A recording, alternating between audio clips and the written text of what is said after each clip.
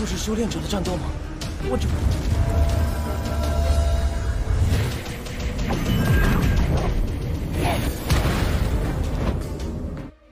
Halo dulur Sampurasun, bagaimana kabarnya? Semoga kalian sehat selalu dan diberi rezeki yang melimpah. Balik lagi bersama kami di channel Lalajo Anime. Pada video kali ini kita akan melanjutkan alur cerita Donghua War God System. Oke lah, tanpa panjang lebar lagi kita langsung saja ke alurnya. Diceritakan sebelumnya Anlin diperintahkan untuk berlatih tanding dengan ketua kelas. Namun Xiaolan menolak karena perbedaan kekuatan Anlin dengan ketua kelas sangat jauh. Dan ia pun menggantikan Anlin untuk bertarung. Akan tetapi kekuatan Xiaolan juga masih belum cukup untuk melawannya. Di saat itu Anlin bisa melihat kelemahan ketua kelas dan berhasil membuatnya mengaku kalah. Kemudian cerita dilanjutkan dengan memperlihatkan guru Yueying ditemui tetua Yuhua. Di sana ia diberitahu bahwa ada masalah di arena pertarungan bebas. Sekumpulan guru-guru yang tidak berguna, mereka malah bersembunyi dan ikut bertarung. Tetua Yuhua hanya bisa mengandalkan Yueying untuk menghentikan mereka.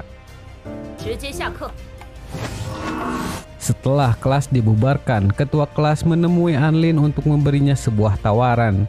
Jika Anlin membutuhkan bantuan, ia bersedia membantunya. Di sana Anlin tanpa ragu meminta bantuan ketua kelas. Ia meminta ketua kelas memberinya 130 batu roh. Karena tidak tahu batu roh itu adalah mata uang di dunia spiritual, ia pun menjadi malu sendiri. Tetapi ketua kelas sangat baik dan memberinya sebuah cincin yang setara dengan 5000 batu roh. Sebelum pergi, ketua kelas menanyakan apakah Anlin menyukai militer. Dan di sana Anlin menjadi sangat bersemangat berteman dengan ketua kelas. Setelah mengetahui ia adalah wakil master di sebuah forum game yang kebetulan Anlin juga memainkannya.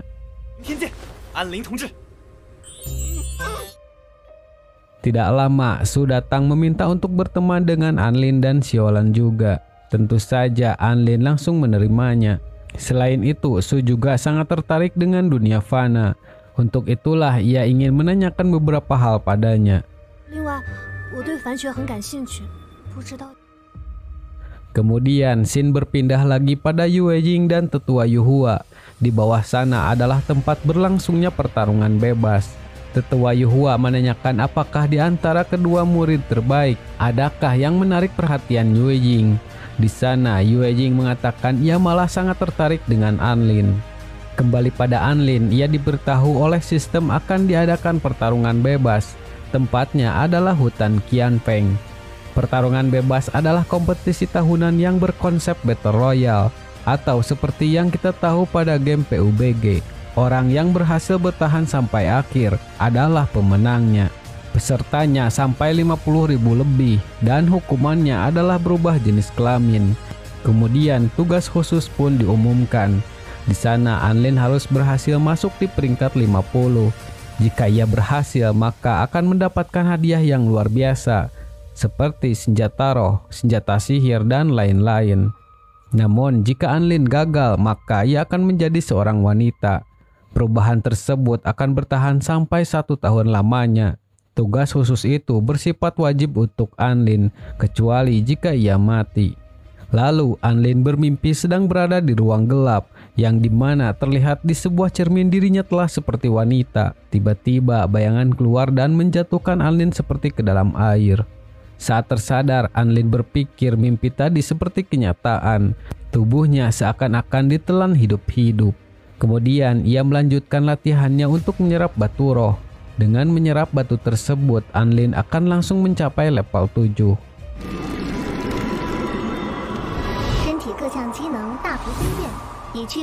Setelah menyelesaikannya, Anlin mendapatkan semua aspek kemampuan tubuh. Sekarang ia sudah memenuhi kebutuhan fisik untuk berlatih berbagai macam jurus dewa. Di sana Anlin pun mencoba kekuatan barunya.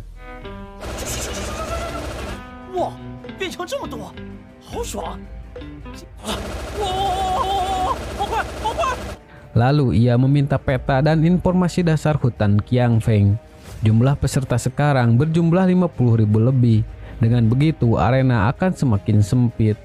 Diinformasikan juga jika ada yang mati maka otomatis akan didiskualifikasi. Berdasarkan poin Anlin sekarang, ia berada di peringkat 29.653. Mengetahui hal itu, Anlin berpikir mungkin mustahil untuknya mencapai peringkat 50. Ia sangat takut jika akan menjadi seorang wanita. Ia pun berpikir semenjak datang ke sana, kesialannya tidak berhenti. 变成仙女是吗？ Scene berpindah keesokan harinya. Saat di sekolah, Anlin berpikir tugasnya telah gagal. Untuk itu, ia akan mempersiapkan diri jika ia kalah. Anlin mencoba menanyakan apakah Xiaolan ingin mempunyai seorang kakak perempuan. Sambil membaca buku, Xiaolan mengatakan ia mau-mau saja. Lalu, bagaimana jika Anlinlah orangnya? 我开玩笑的。天哪，我在干什么呀？ Mendengar hal itu, Xiaolan tidak mengerti sama sekali. Melihat ekspresi Xiaolan, Anlin jadi tidak karuan. Ia berpikir Xiaolan mungkin menganggapnya tidak normal. Keesokan harinya, ia mencoba bertanya pada ketua kelas tentang ia menjadi wanita. Ternyata jawaban ketua kelas sama saja. Mereka tidak mengerti dengan yang dimaksud Anlin. Lagi-lagi Anlin jadi frustasi berat. 安林，我在干什么呀？整个也嫌弃我了。 Melihat perilaku Anlin yang aneh, ketua kelas berpikir mungkin Anlin sedang kesurupan. Menurut Xiaolan, sepertinya Anlin mempunyai masalah mental. Dengan begitu, frustasi Anlin semakin menjadi-jadi. 过了，不过了。 Kemudian ia bangkit dan berpikir harus bisa lebih kuat lagi bagaimanapun caranya. Ia akan berjuang hingga tetes darah penghabisan. Sistem memberi tugas tingkat 8 yang disebut ala kadarnya. Ia harus mengalahkan lawan dengan tingkat 9 atau di atasnya. Di sana Anlin menyadari tingkat 9 adalah tingkatan dengan Xiaolan. Ia tahu mungkin tidak bisa mengalahkan salah satu dari mereka. Namun sistem memberitahu bahwa Anlin sudah berada di tingkat 7. Dengan tingkat itu Anlin bisa menyerap roh gunung untuk bisa mempelajari ilmu tingkat dewa yang disebut pukulan penggetar gunung. Jika ia sudah menyelesaikan tugas tersebut, ia akan naik peringkat hingga 4653. Karena naiknya begitu singkat, Anlin pun menjadi sangat bersemangat. Scene berpindah keesokan harinya, di mana Anlin meminta ketua kelas untuk mengalah darinya. Tetapi ia menolak dan menyarankan Anlin untuk tidak memakai cara curang. Namun karena Anlin bersikeras, ia pun memberikan sebuah kesempatan. Di pertarungan nanti, Anlin harus bertarung sungguh-sungguh.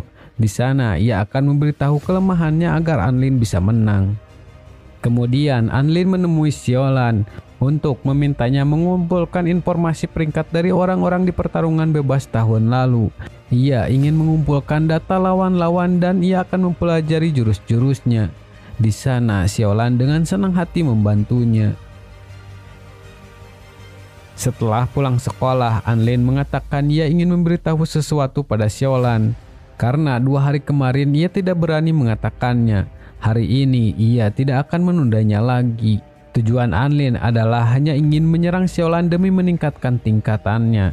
Xiaolan sedikit kebingungan dengan yang Anlin maksud. Tapi Xiaolan malah berpikir apakah Anlin ingin mengatakan perasaannya. Tidak lama Anlin mencoba mendekati Xiaolan untuk menyerang. Tetapi di sana Xiaolan malah berpikir Anlin ingin menciumnya. Xiaolan pun sedikit malu-malu karena itu terlalu mendadak. Lalu di saat ada kesempatan, maksud hati ingin menyerang Xiaolan. Akan tetapi Anlin merasa kasihan hingga kesalahan pun terjadi.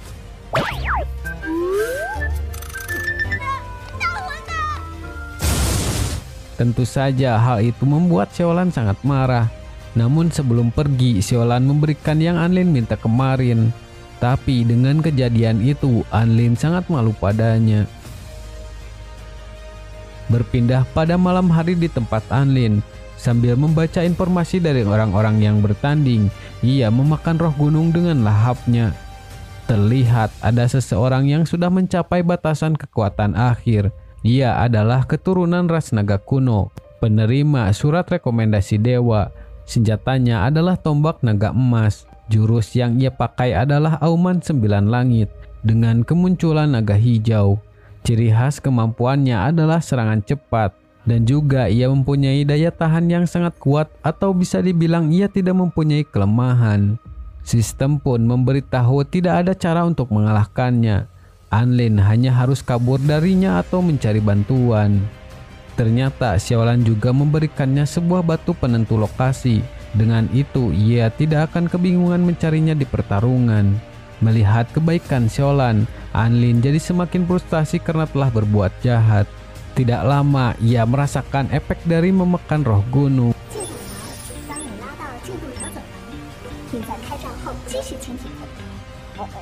Latihan Anlin telah dimulai ketika ia membuang hajat, dan waktu untuk melakukan hal itu sampai 13 hari.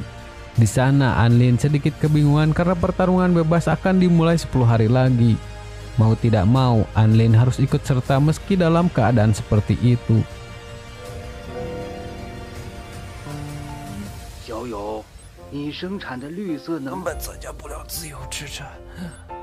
Hari demi hari terus berlalu sampai tanaman di sekitar rumah Anlin menjadi subur, dan teman-temannya pun merasa khawatir.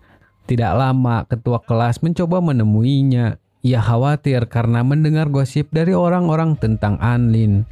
Di sana, Anlin mencoba memberitahu bahwa ia sedang membereskan masalah, jadi ia tidak bisa bergerak saat ini. Di sana, ketua kelas malah mengira Anlin sedang kerasukan.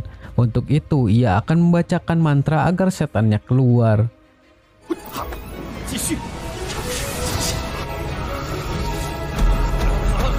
Dan ternyata mantra ketua kelas berfungsi hingga sedikit mempercepat latihan Anlin. Namun bersamaan Anlin sedikit kesakitan karena itu terlalu memaksa.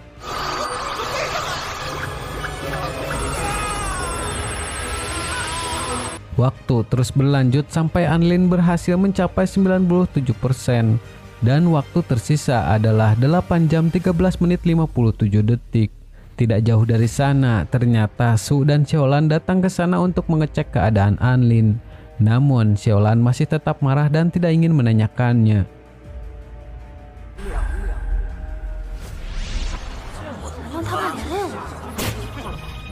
Kemudian Xin berpindah di mana acara pertarungan bebas akan segera dimulai.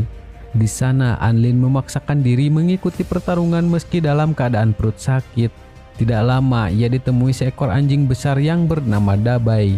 Ia sangat tertarik dengan aroma Anlin. Dengan mencium aroma itu dari seseorang, Dabai bisa tahu tubuh Anlin mengandung kekuatan yang sangat besar.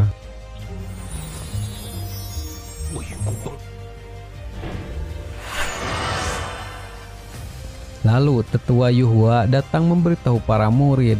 Saat mereka semua sampai di hutan Qianfeng, pertarungan secara sah telah dimulai. Para tetua akan menilai berdasarkan nilai kekuatan dan jasa. Semua itu akan dikonversikan menjadi nilai. Setelah itu nilai akan disusun menjadi peringkat.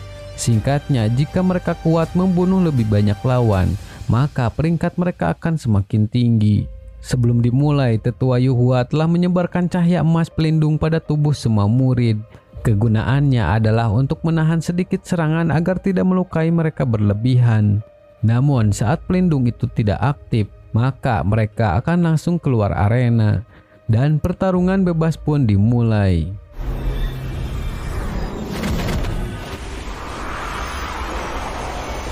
Sesampainya di sana, mereka pun mulai bertarung masing-masing. Di sisi lain, Anlin dikirim bersama dengan Liu Dabao. Di sana, ia sangat ketakutan menyadari Anlin sudah naik ke tingkat 7. Anlin tidak menyerangnya dan malah menanyakan sebuah tisu. Akan tetapi, Liu Dabao tidak membawa benda tersebut.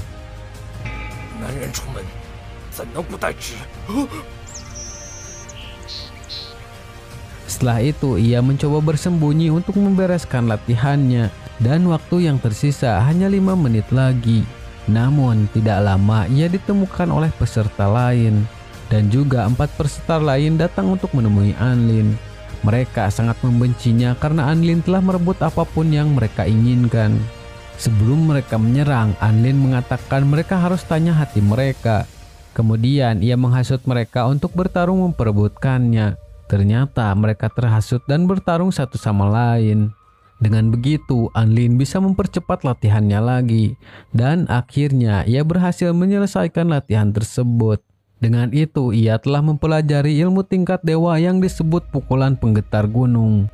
会退缩的。在这儿，要看山去。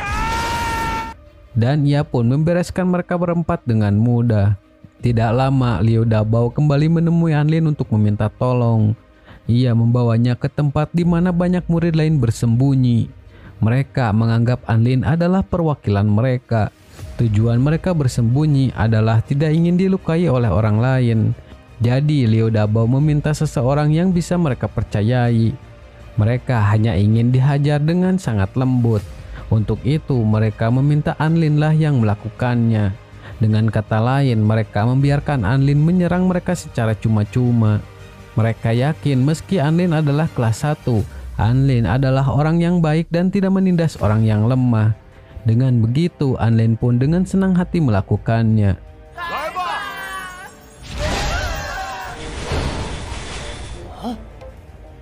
Dan dalam waktu singkat, Anlin berhasil naik tingkat sampai di peringkat 7.000-an.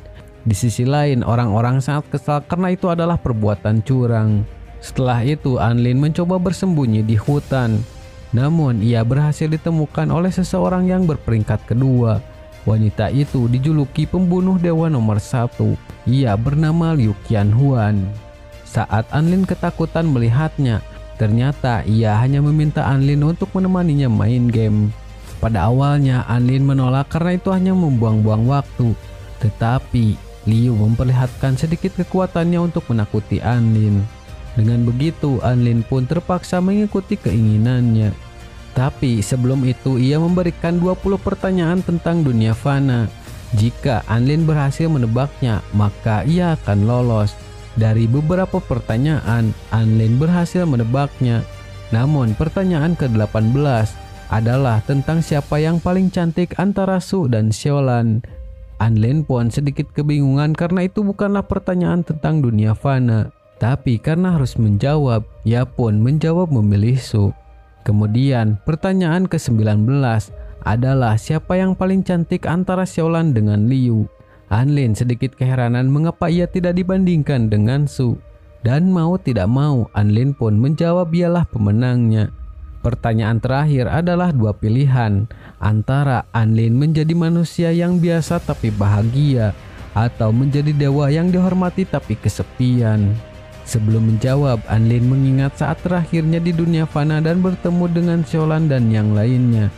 Ia pun menjawab ia ingin seseorang yang bisa membuat manusia dihormati dan seseorang yang bisa membuat praktisioner bahagia. Intinya, ia ingin membuat dunia itu menjadi sedikit lebih baik. Mendengar jawaban itu, Liu pun memberikan selamat padanya. Ia telah berhasil menjadi member eksekutif Liu Station. Namun, di saat Anlin akan pergi, ternyata Liu tidak membiarkannya. Ia menginginkan Anlin menemaninya main game selama 3 hari. Dan mau tidak mau, Anlin pun menuruti keinginan Liu. Tidak lama, sistem memberitahu berdasarkan kondisi saat ini, Anlin sudah tidak bisa mencapai peringkat 50 di pertarungan bebas. Dengan begitu, hukuman Anlin menjadi wanita akan terjadi. Namun, Anlin tidak ingin menyerah begitu saja. Ia meminta sistem memberikan tugas untuk naik tingkat. Tugasnya adalah mengalahkan 10 orang pada tingkat 9 atau naik ke puncak Heishi untuk bisa belajar jurus elemen tanah. Akan tetapi ia masih harus menemani Liu bermain game. Di sana Anlin pun mempunyai usulan untuk pergi ke puncak Heishi.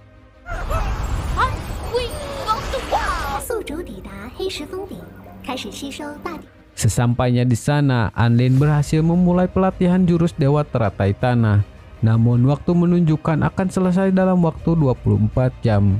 Setelah itu Anlin akan bisa menyerang Liu nanti. Lalu tiba-tiba Anlin melihat seseorang di depannya. Ia mengatakan ia adalah murid tahun kelima yang bernama Chen Chen. Ia selalu menunggu seseorang dan ternyata orang yang ditunggunya adalah Anlin. Akan tetapi Chen Chen menghapus ingatan Liu agar seperti tidak melihatnya.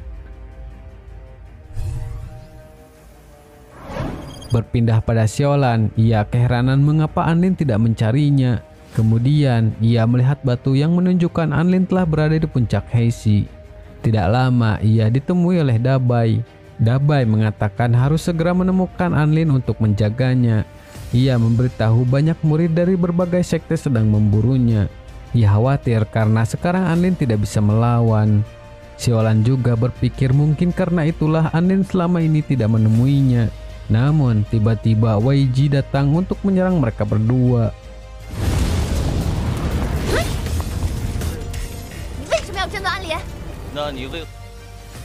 Kembali pada Anlin, mereka berdua sangat bersemangat bermain game. Lalu sistem memberitahunya bahwa latihan hanya tinggal 5 menit lagi. Semua itu karena perasaan Anlin sedang baik, jadi prosesnya menjadi lebih cepat. Kemudian sistem menyuruh Anlin untuk bersiap menyerang Liu. Tetapi Anlin sedikit kebingungan karena Liu sekarang menganggapnya sebagai teman. Terlebih lagi Anlin adalah teman pertamanya. Liu menceritakan ia hanyalah praktisioner yang digunakan sebagai alat saja. Orang lain hanya melihat batas kekuatannya saja. Mereka tidak melihat benar-benar seperti apa Liu. Mendengar hal itu, Anlin memberikan sebuah saran. Jika Liu tidak suka, maka ia harus mengubahnya. Namun Liu mengetahui perkataan Anlin adalah bohong. Karena ia menyadari sejak Anlin sampai di puncak, auranya menjadi sangat kacau. Di sana sistem memberitahu yang Liu lihat adalah aura tanah Anlin. Jadi ia salah mengira Anlin telah berbohong. Anlin memberitahukan yang sebenarnya bahwa ia sedang latihan dan tujuan latihannya agar bisa menyerang Liu. Mendengar hal itu, Liu sedikit kecewa karena Anlin telah membohonginya. Ia pun mempersiapkan serangan yang sangat besar. Bersamaan, Anlin juga telah berhasil mendapatkan jurus Dewa Teratai Tanah. Tetapi jurus yang Anlin dapatkan tidak bisa dihentikan sehingga terjadi kecelakaan.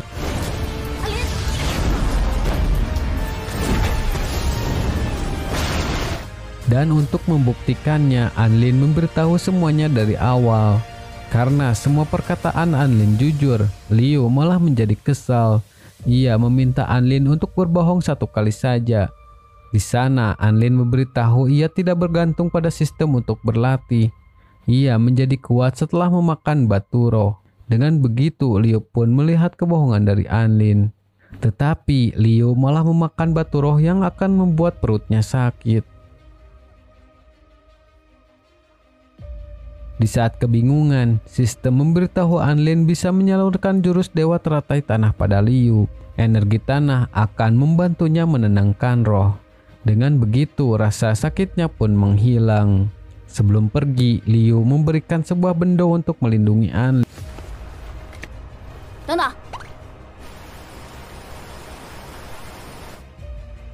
Di saat turun, sistem memberitahu waktu pertarungan bebas hanya tinggal 47 jam lagi.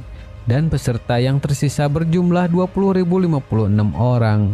Menurut analisa sistem, keberhasilan Anlin mencapai peringkat 50 adalah 91,7%. Namun tiba-tiba ia terkena serangan dari seseorang. Orang itu adalah peringkat nomor 1 yang bernama Wang Xuanzhan. Terdengar ia sangat marah dan terus memanggil nama Chen Chen. Ia ingin memutuskan siapakah yang lebih kuat di sana. Mendengar nama itu, Anlin mengingat ia adalah orang yang muncul di puncak. Wang mengancam jika Chen Chen tidak menemuinya sekarang, maka ia akan menyerang semua murid setelah 10 bunyi petir. Kemudian Anlin melacak posisi Xiaolan yang sedang dalam bahaya. Ia pun bergegas menuju ke sana.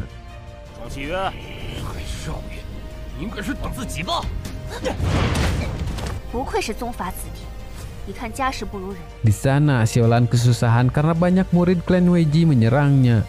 Lalu saat ia terpojok oleh Wei Ji, tidak lama Anlin datang menolongnya.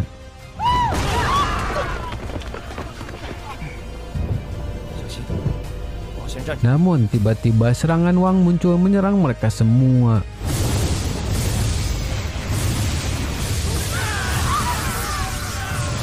Terlihat jumlah peserta pun langsung menurun drastis, hingga peserta yang tersisa hanya tinggal 132 orang. Di sisi lain, Chen Chen sedang bermeditasi. Di sana, serangan Wang tidak berpengaruh sama sekali. Ia berpikir mungkin sekaranglah sudah waktunya ia keluar. Kembali pada Anlin, ia beruntung bisa bertahan berkat bendo yang diberikan Liu. Namun untuk serangan berikutnya, ia tidak akan bisa bertahan karena bendonya telah rusak. Kemudian Anlin dan Xiaolan pun kembali berbaikan. Namun masalahnya masih belum selesai. Wang bersikeras menunggu Chan Chan untuk bertarung. Tidak lama, Su dan ketua kelas datang mencoba menghentikan Wang. Akan tetapi kekuatan mereka masih belum cukup. 加助我施展万灵阴阳大阵，请大家需要更多力量，恳请大家帮忙。化身一枪。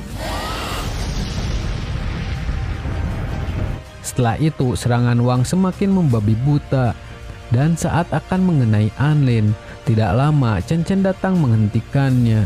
Kemudian ia menanyakan apakah Anlin sudah menguasai jurus itu. Jadi apakah yang akan terjadi selanjutnya? Kita lanjutkan lagi cerita Donghua ini di video selanjutnya. Mohon maaf jika ada kesalahan dalam konten ini. Kritik dan saran silahkan di kolom komentar. Saya pamit undur diri, sekian dan terima kasih.